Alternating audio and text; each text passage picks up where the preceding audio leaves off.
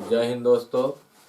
कल के वीडियो हम आपको बताए थे कि राष्ट्रपति का क्षमा शक्ति अनुच्छेद 72 की तरह करते हैं। इनके कई प्रकार के जो शक्ति प्राप्त था, जिसको में से आपको एक आपातकालीन शक्ति बताए थे जो राष्ट्रीय आपात 352 अनुच्छेद के तहत लगता है। जब यह 352 अनुच्छेद लगता है, वैसे ही स्वतः अपने आप 358 अनुच्छेद लागू हो जाता है।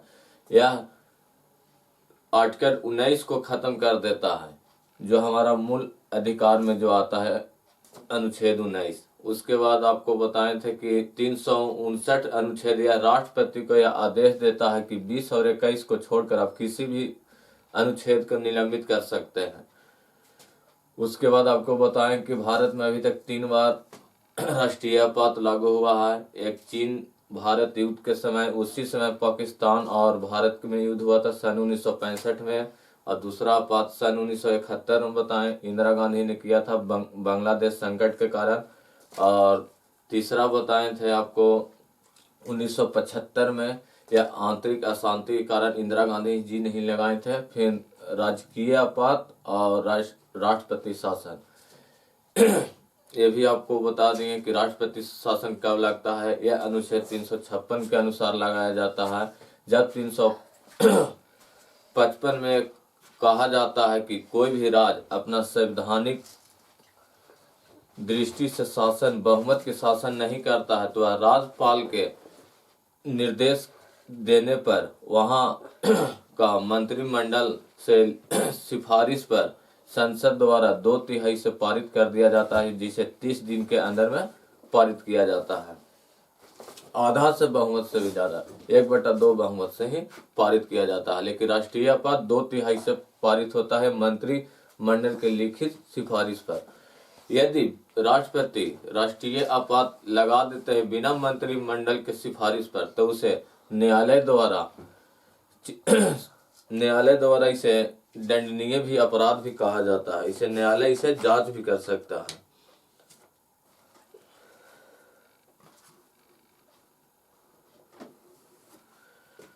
उसके बाद आपको बताएं अनुच्छेद 360, जिसको वित्तीय आपात था। जब भारत में वित्तीय शक्ति कम हो जाता है भारत देश के, तब राष्ट्रपति वित्तीय आपात लाते हैं। यह भारत में अभी तक लागू नहीं हुआ है। यह तीनों आपात आपको हम बता दिए कि राष्ट्रीय आपात जर्मनी से आया, और राष्ट्रपति शासन भी जर्मनी से के संविधान से ही लाया गया था, और वित्तीय आपात जो है वह अमेरिका के संविधान से लाया गया था। इसके बाद आपको बताते हैं राष्ट्रपति के पास एक विवेकाधिकार शक्ति होता है। विवेकाधिकार शक्ति इसलिए होता है कि जब किसी बहुमत की सरकार संसद में, जब बहुमत की सरकार जब किसी को नहीं बन पाती है, जब त्रिशंकु हो जाता है, उस समय राष्ट्रपति 30 दिन के लिए किसी को प्रधानमंत्री चुन देते हैं कि आप 30 दिन के अंदर में हम फलाने व्यक्ति को प्रधानमंत्री चुनते हैं। अगर वह 30 दिन के अंदर वह बहुमत सिद्ध कर देंगे तो उन्हें प्रधानमंत्री बना दिया जाएगा। यदि बहुमत सिद्ध नहीं कर पाते हैं, तब उन्हें चुनाव फिर से दोबारा कराया जाएगा। बहुमत सीट का मतलब हमको एक बार बता देते हैं कि जैसे लोकसभा में 545 में से आधा सीट जो होता है, उसी को मैंने 275 273 जोन व्यक्ति जो जिस पार्टी के व्यक्ति उतना बहुमत सिद्ध कर देता है 273, तो उसे सरकार वह देश को चलाने के लिए ठीक रहेगा। यदि वह बहुमत का आधार यही होता है कि कोई भी सरकार 273 सीट ले आता है तो वह बहुमत सिद्ध कर देगी। और इसीलिए हमेशा आपको 273 न बोलकर इस जगह पर हम बहुमत की बात करेंगे, बहुमत सिद्ध करने की बात करेंगे, तो आप समझ जाइएगा। बहुमत सिद्ध जब संसद नहीं कर पाती है, तब उस समय राष्ट्रपति किसी भी व्यक्ति को 30 दिन के लिए उसे प्रधानमंत्री नियुक्त कर देते हैं, और उन्हें 30 दिन के अंदर उसे बहुमत सिद्ध करना पड़ता है। यदि वह व्यक्ति नहीं कर पाता है, 273 सीट नहीं दिखा पाता है, तब उसे पुनः चुनाव कराया जाता है।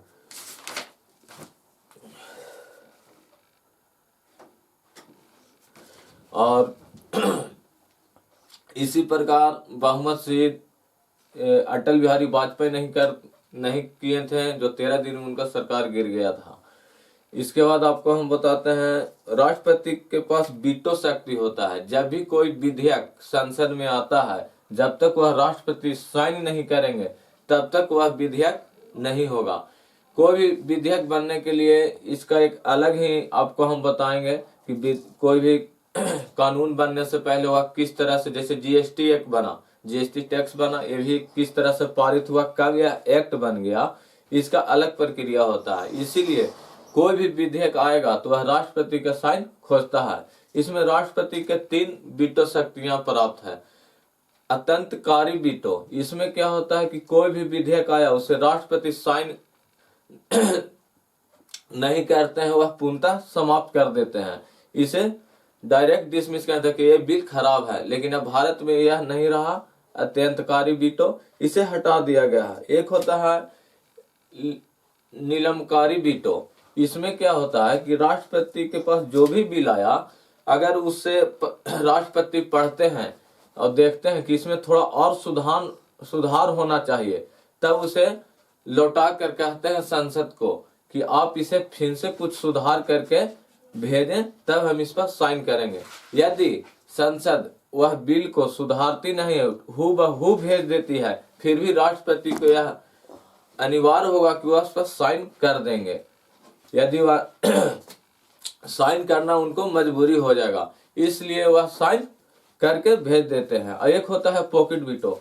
पॉकेट वीटो का मतलब होता है कि राष्ट्रपति न उस पर साइन करे और न ही लौटाए, वह अपने पास ही रख ले, उसे पॉकेट वीटो कहते हैं। ऐसा ही सन 1986 में डाक विधेयक के तहत आया था, जिसमें ज्ञानी जैन सिंह वहां का राष्ट्रपति थे। उस समय क्या हुआ कि डाक विधेयक इसलिए लाया गया था कि कोई भी डाक का सामान वहां का डाक विभाग का अधिकारी चेक कर सकता है।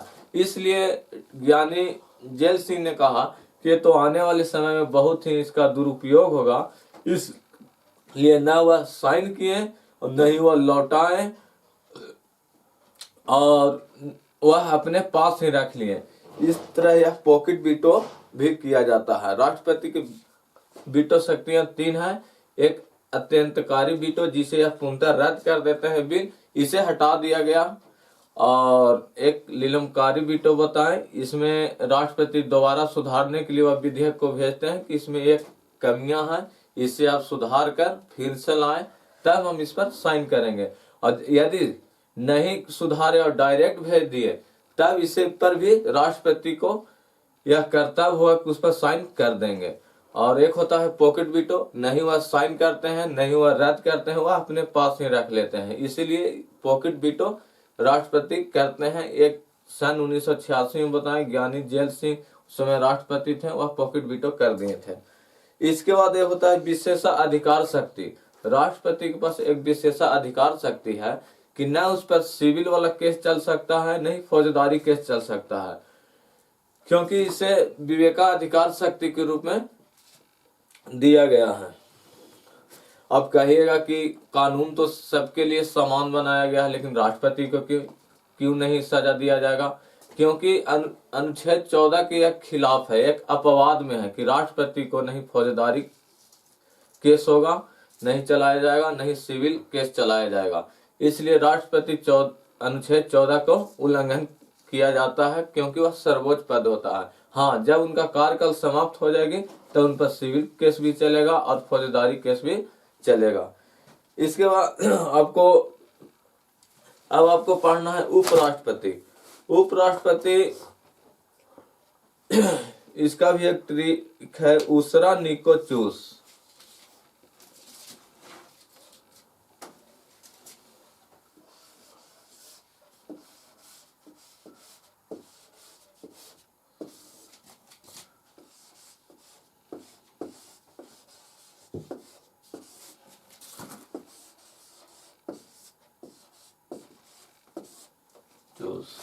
वह चला था 52 से लेकर 61 तक। अब ये चलेगा 53, 54, 55,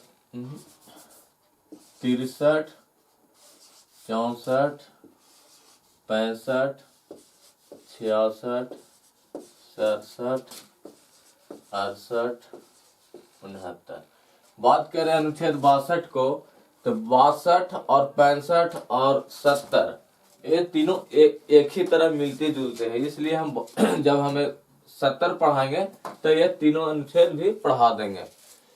63 में कहा जाता है कि हर देश का एक उपराष्ट्रपति होना जरूरी है। जब भी कहीं राष्ट्रपति किसी विदेश चले जाए, चाहे उनका तबीयत खराब हो या कहीं त्याग पत्र देते हैं, इसलिए उन्हें उपराष्ट्रपति को नियुक्त पद की चर्चा है। यह पद अमेरिका से लाया गया है। उपराष्ट्रपति का चर्चा यह अमेरिका से पद लाया गया है। और दूसरा में सभापति, उपराष्ट्रपति जो है वह राज्यसभा का सभापति होता है, इसलिए उन्हें सभापति के ही रूप में उन्हें वेतन दिया जाता है। 63 में कहा गया है कि सभापति की चर्चा है। उपराष्ट्रपति जो है, जो राज्यसभा का जो सभापति जो हेड होता है, उसी को उपराष्ट्रपति बना दिया गया है कि उपराष्ट्रपति तो उतना काम नहीं है, इसलिए इनको राज्यसभा का सभापति बना दिया जाए। जब वह राष्ट्रपति देश में नहीं रहेंगे तो वही सभापति उनका उपराष्ट्रपति का कार्य करेंगे। और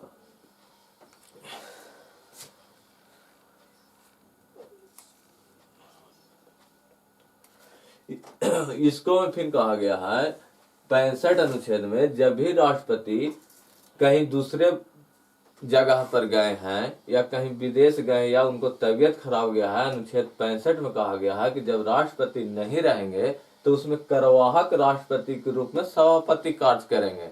अनुच्छेद 65 कहता है वह कार्यवाहक के रूप में, जिस तरह से आप घर में भी देखते होंगे कि कोई गार्जियन होता है, अगर वह गार्जियन नहीं रहते हैं तो उनके नीचे का जो है वह डिसीजन लेते हैं। इसी तरह से जब राष्ट्रपति नहीं रहेंगे तो उपराष्ट्रपति उस कार्य को काम करेंगे। और 66 में है निर्वाचन के बाद। अनुच्छेद निर्वाचन में बात कहा गया है कि नहीं वह संसद के सदस्य हो, नहीं वह राज्यसभा का सदस्य हो, नहीं वह लोकसभा का सदस्य हो। और इसके लिए निर्वाचन जो कहा गया है कि एकल संक्रमणीय अनुपातिक पद्धति द्वारा अप्रत्यक्ष रूप से गुप्त मतदान होगी। इसका मतलब होता है कि जिस तरह से राष्ट्रपति का चुनाव हुआ था उसी प्रकार इनका भी चुनाव होगा, लेकिन इनका भी एक अलग शर्त है। वह भारत के नागरिक होने चाहिए और 35 वर्ष आयु होना चाहिए। और इसके साथ साथ इन्हें 20 प्रस्तावक और 20 अनुमोदन भी जरूरी है। राष्ट्रपति में 50 अनुमोदन और 50 प्रस्तावक की जरूरी था, लेकिन इसमें 20 अनुमोदन और 20 प्रस्तावक की जरूरत है, तभी आप उपराष्ट्रपति में खड़े होंगे, क्योंकि इसे भीड़ को रोकने के लिए करा गया था। नहीं तो बहुत सारे जीते हुए सांसद नहीं ये सब रोक रहता था, कोई भी रिक्शा चलाने वाला भी वहां उपराष्ट्रपति के चुनाव लड़ जाता।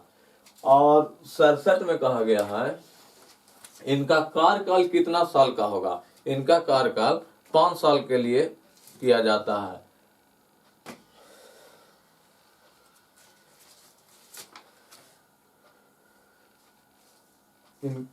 और इनके चुनाव में कौन कौन भाग लेते हैं, इसमें सिर्फ राज्यसभा और लोकसभा भाग लेते हैं।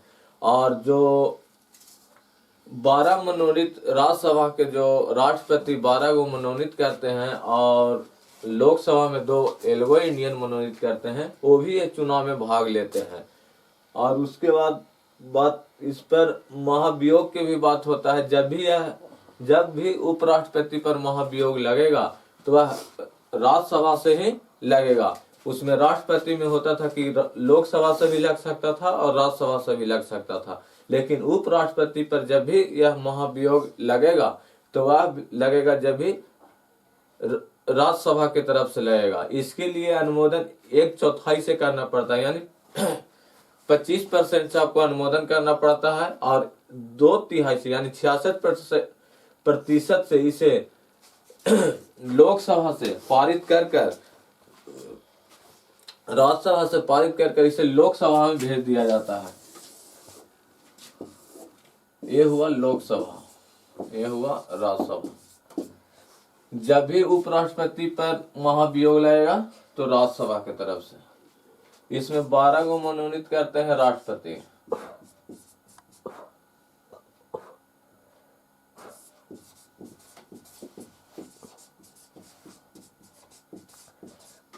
और इसमें 2 को एंग्लो इंडियन। एंग्लो इंडियन आपको बता दिए कि जो हमारे देश में विदेशी जो आए थे, जो हमारे देश को गुलाम किए थे, जो यहाँ शादी करके चले गए अपने बाल बच्चे और पत्नियों को छोड़कर, उन्हें एंग्लो इंडियन कहा जाता है। अब तो भारत में एंग्लो इंडियन का प्रावधान हट गया है, लेकिन अभी तक पढ़ाया जाता है और इसलिए हम बता दिए। और जब उपराष्ट्रपति का राज्यसभा से जब महाभियोग लगा जाता है, महाभियोग का मतलब जब लतियावल जाता है, तो इसके बाद यह 1/4 से अनुमोदन करते हैं कि यह हमको उपराष्ट्रपति का जो कार्य है वो ठीक नहीं लग रहा है। इसके बाद अनुमोदन होने के बाद 2/3 से इसे पारित करते हैं। मैंने इसको मान लिया 25% और इसे मान लिया जाए 66% से यह पारित किया जाता है। और 14 दिन पहले उपराष्ट्रपति को सूचित कर दिया जाता है कि हम अपने राज्यसभा से आपको लतिया दिए हैं, आप लोकसभा में जाकर अपनी बात को समझाएं कि हम क्या कहना चाहते थे और क्या नहीं। यदि लोकसभा भी 2/3 से पारित कर देती है तब उपराष्ट्रपति का पद चल जाएगा। उसके बाद है चुनाव। अनुच्छेद 68 में कहा गया है उपराष्ट्रपति का चुनाव कितने, जैसे उपराष्ट्रपति का पद समाप्त होने वाला है या त्याग पत्र दे दिया तो इसमें यथाशीघ्र की चर्चा है, लेकिन राष्ट्रपति के चुनाव का जो चर्चा है वह 6 महीने के अंदर हो जाना ही चाहिए, नहीं तो दिक्कत होगा। इसलिए 6 महीना तक ही इनका चुनाव के बाद कहा जाता है राष्ट्रपति का, लेकिन उप राष्ट्रपति का चुनाव की चर्चा नहीं, उसमें यथाशीघ्र की बात कहा गया है। और अनुच्छेद 69 में कहा गया है शपथ। जब उपराष्ट्रपति को शपथ जब वह जीतेंगे तो उन्हें शपथ कौन दिलाएगा, तो उन्हें राष्ट्रपति शपथ दिलाएंगे। और अनुच्छेद आपको बोले 52, एक 65 बताएं और एक 70। इसमें कहा गया है कि यदि राष्ट्रपति अपना त्याग पत्र दे दे या पता चला कि वह ग्रुप डी की नौकरी करते थे, वह लाभ के पद पर थे और वो अपनी नौकरी को रिजाइन नहीं किया, इसलिए इन्हें आयोग घोषित चुनाव कर देता है, या उन्हें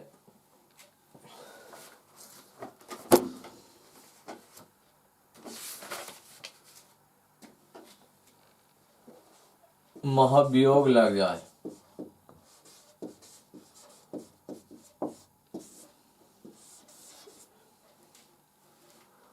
और कार्यकाल समाप्त हो